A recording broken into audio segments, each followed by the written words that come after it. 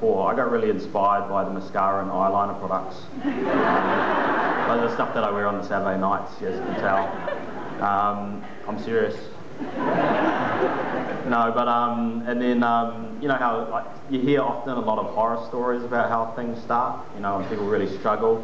My first check was $18,700. No, I'm just kidding. It wasn't actually.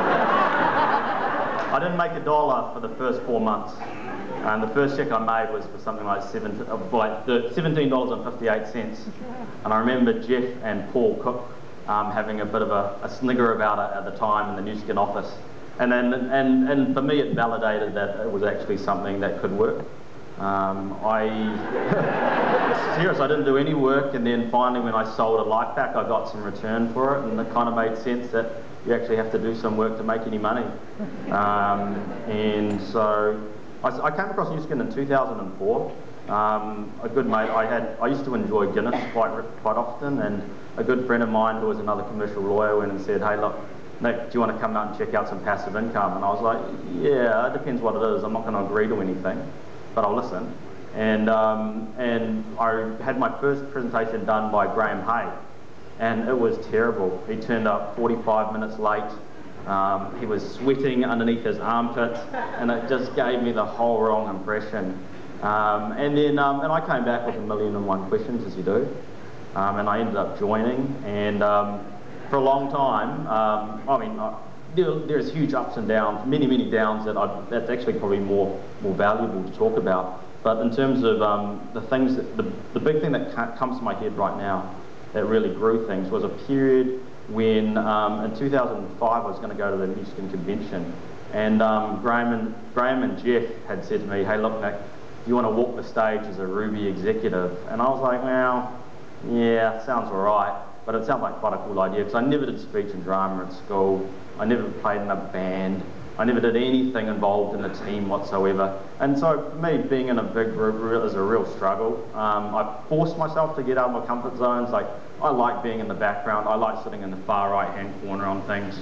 And so I basically thought, no, I listened to a training that Kirsty Cook had done in Auckland, Paul's wife, and she was talking about how basically when they had a real tough time, she looked in the mirror and said, if something extraordinary is going to happen to me today. And I adopted that, I thought, if I'm going to go Ruby, every single thing that I see that's red, I'm going to say, I'm Ruby, or whatever. And I started doing that for about a 4 or 5 month period. And you know what happened?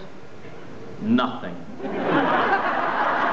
Nothing happened, honestly. And Jeff and Graham would be like, oh, so how's it going? And I was like, feels really good, but you know what? And they're like, there's no runs on the board. I'm like, well, yeah, that's true. But it did feel good, and I felt something was happening.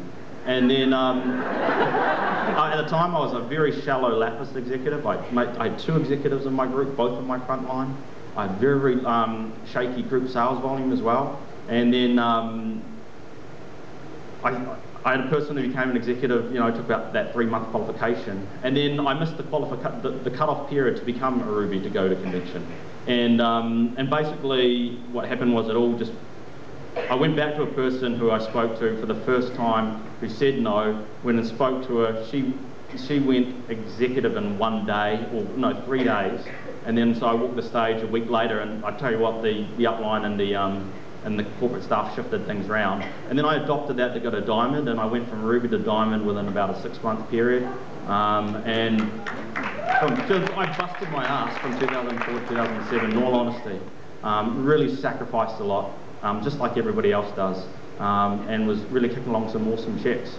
And then, you know, just ease back for a number of different reasons, and really haven't done anything. Turned up to presentations, was never really active, just sat on the passive income until about 6 months ago, when my wife went and said, why are you still participating in New Skin? And she wasn't judging me, but she just said, why are you still participating? You know, what's the point? Why are you bothering? And because we had done some things in business that had gone